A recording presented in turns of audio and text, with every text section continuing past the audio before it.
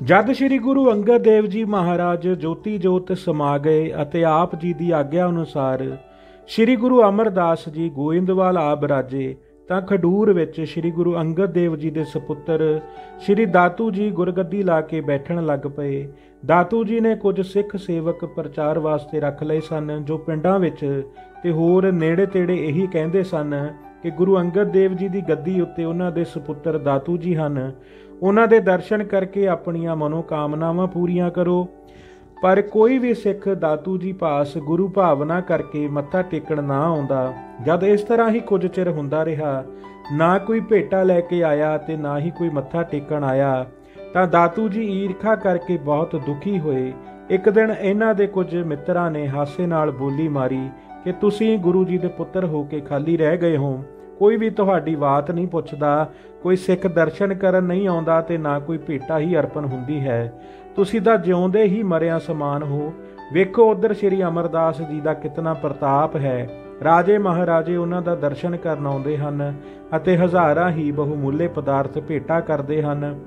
ਗੋਇੰਦਵਾਲ ਸ਼ਰਧਾਲੂ ਸਿੱਖਾਂ ਦੀ ਭੀੜ ਲੱਗੀ ਰਹਿੰਦੀ ਹੈ, ਪਰ ਇੱਥੇ ਤੁਹਾਡੇ ਪਾਸ ਕੋਈ ਇੱਕ ਨਹੀਂ ਆਉਂਦਾ। ਐਸੀਆਂ ਤਰਕਵਾਦੀ ਗੱਲਾਂ ਸੁਣ ਕੇ ਦਾਤੂ ਜੀ ਬੜੇ ਕ੍ਰੋਧ ਨਾਲ ਗੋਇੰਦਵਾਲ ਚਲੇ ਗਏ। ਅੱਗੇ ਗੁਰੂ ਜੀ ਦਾ ਦੀਵਾਨ ਸਜਿਆ ਹੋਇਆ ਸੀ, ਰਬਾਬੀ ਕੀਰਤਨ ਕਰ ਰਹੇ ਸਨ, ਬੇਅੰਤ ਸੰਗਤਾਂ ਭੇਟਾ ਲੈ ਕੇ ਗੁਰੂ ਜੀ ਦੇ ਅੱਗੇ ਮੱਥਾ ਟੇਕ ਰਹੀਆਂ ਸਨ। ਇਹ ਜਲ ਜਲਾਓ ਵੇਖ ਕੇ ਦਾਤੂ ਜੀ ਨੇ ਬੜੇ ਕ੍ਰੋਧ ਨਾਲ ਅੱਗੇ ਹੋ ਕੇ ਗੁਰੂ ਜੀ ਨੂੰ ਲੱਤ ਮਾਰੀ, ਜਿਸ ਨਾਲ ਸ੍ਰੀ ਗੁਰੂ ਅਮਰਦਾਸ ਜੀ ਸਿੰਘਾਸਨ ਤੋਂ ਹੇਠਾਂ ਡਿੱਗ ਪਏ ਅਤੇ ਦਾਤੂ ਜੀ ਸਿੰਘਾਸਨ ਉੱਤੇ ਬੈਠ ਗਏ।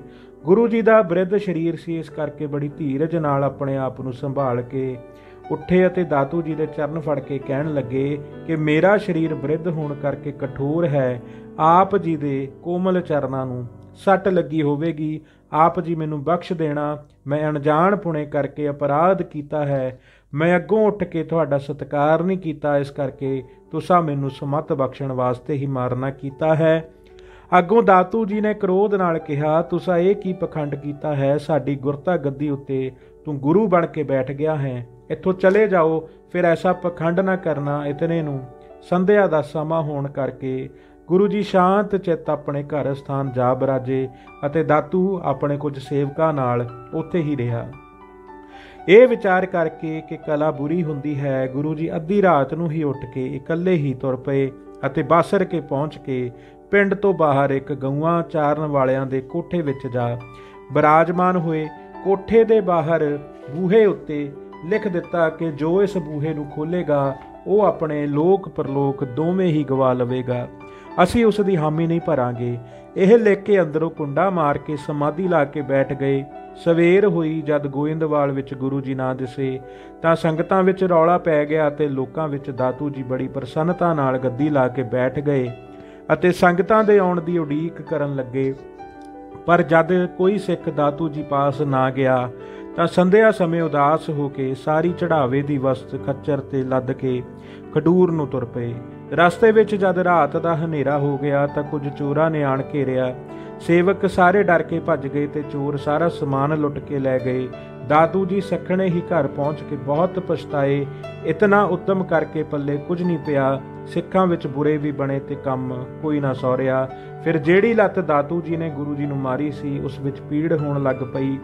ਸ਼ਰਮ ਦਾ ਮਾਰਿਆ ਕਿਸੇ ਨੂੰ ਕੁਝ ਦੱਸੇ ਵੀ ਨਾ ਤੇ ਘਰ ਵਿੱਚ ਹੀ ਬੈਠਾ ਰਹਿਣ ਲੱਗਾ।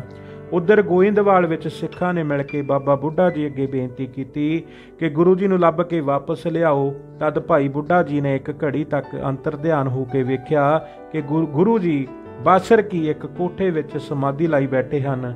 ਫਿਰ ਆਪ ਜੀ ਨੇ ਵਿਚਾਰਿਆ ਕਿ ਜੇ ਇਸ ਤਰ੍ਹਾਂ ਹੀ ਸੰਗਤ ਨੂੰ ਦੱਸ ਦਿੱਤਾ ਤਾਂ ਕਰਾਮਾਤ ਪ੍ਰਗਟ ਹੋ ਜਾਏਗੀ, ਜੋ ਚੰਗੀ ਗੱਲ ਨਹੀਂ ਹੈ। ਇਸ ਵਾਸਤੇ ਗੁਰੂ ਜੀ ਦੇ ਦਰਸ਼ਨ ਕਰਨ ਵਾਸਤੇ ਕੋਈ ਹੋਰ ਢੰਗ ਵਰਤਣਾ ਚਾਹੀਦਾ ਹੈ।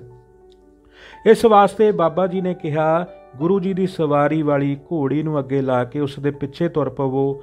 ਘੋੜੀ ਗੁਰੂ ਜੀ ਦਾ ਖੋਜ ਦੱਸ ਕੇ ਉਹਨਾਂ ਦੇ ਪਾਸ ਤੁਹਾਨੂੰ ਲੈ ਜਾਏਗੀ, ਮੈਂ ਵੀ ਤੁਹਾਡੇ ਨਾਲ ਹੀ ਚੱਲਾਂਗਾ। ਗੁਰੂ ਜੀ ਦੀ ਘੋੜੀ ਨੂੰ ਸੰਗਤ ਨੇ ਪਹਿਲਾਂ ਇਸ਼ਨਾਨ ਕਰਾਇਆ, ਫਿਰ ਸ਼ਿੰਗਾਰ ਲਾ ਕੇ ਧੂਪ ਦੀਪ ਜਗਾ ਕੇ ਚੰਦਨ ਛਿੜਕਿਆ ਤੇ ਫੁੱਲਾਂ ਦੀਆਂ ਮਾਲਾ ਗਲ ਵਿੱਚ ਪਾ ਕੇ ਉੱਪਰ ਬੜਾ ਸੁੰਦਰ ਜੀਨ ਪਾਇਆ ਤੇ ਮੂੰਹ ਵਿੱਚ ਲਗਾਮ ਦੇ ਕੇ ਛੱਡ ਦਿੱਤਾ। ਅੱਗੇ ਘੋੜੀ ਤੇ ਪਿੱਛੇ ਸੰਗਤ ਤੁਰ ਪਈ। ਤੁਰਦੀ ਤੁਰਦੀ ਘੋੜੀ ਗੁਰੂ ਜੀ ਦੇ ਕੋਠੇ ਪਾਸ ਜਾ ਖੜੀ ਹੋਈ ਅਤੇ ਬਹੁਤ ਉੱਚੀ ਹਣਕੀ।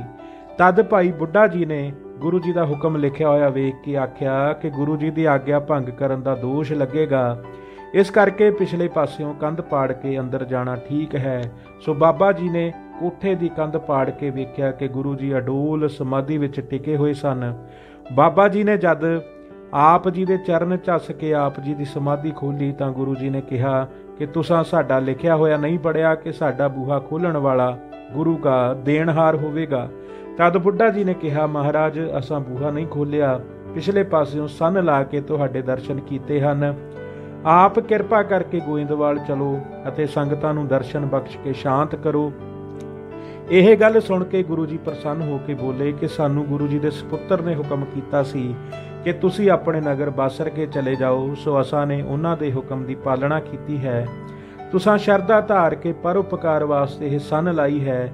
ਜੋ ਇਸ ਸੰਨ ਵਿੱਚੋਂ ਲੰਘੇਗਾ ਉਸ ਦੀ 84 ਕੱਟੀ ਜਾਏਗੀ, ਉਸ ਨੂੰ ਵਾਹਿਗੁਰੂ ਦੇ ਦਰਸ਼ਨ ਹੋ ਜਾਣਗੇ। ਉਪਰੰਤ ਸੰਗਤਾਂ ਦੀ ਬੇਨਤੀ ਪ੍ਰਵਾਨ ਕਰਕੇ ਗੁਰੂ ਜੀ ਦਰਵਾਜ਼ਾ ਖੋਲ੍ਹ ਕੇ ਬਾਹਰ ਆ ਗਏ ਅਤੇ ਘੋੜੀ ਤੇ ਸਵਾਰ ਹੋ ਗੋਇੰਦਵਾਲ ਨੂੰ ਚੱਲ ਪਏ। ਪਹਿਰ ਰਾਤ ਗਈ ਆਪ ਜੀ ਨੇ ਗੋਇੰਦਵਾਲ ਪਹੁੰਚ ਕੇ ਵਿਸਰਾਮ ਕੀਤਾ। ਦੂਸਰੇ ਦਿਨ ਜਦ ਆਪ ਜੀ ਦੀਵਾਨ ਵਿੱਚ ਆਣ ਕੇ ਬਿਰਾਜਮਾਨ ਹੋਏ ਤਾਂ ਆਪ ਜੀ ਦੇ ਦਰਸ਼ਨ ਕਰਨ ਵਾਸਤੇ ਬਹੁਤ ਸੰਗਤਾਂ ਭੇਟਾ ਲੈ ਕੇ ਹਾਜ਼ਰ ਹੋਈਆਂ ਸਨ। ਧੰਨ ਧੰਨ ਸ੍ਰੀ ਗੁਰੂ ਅਮਰਦਾਸ ਜੀ ਮਹਾਰਾਜ।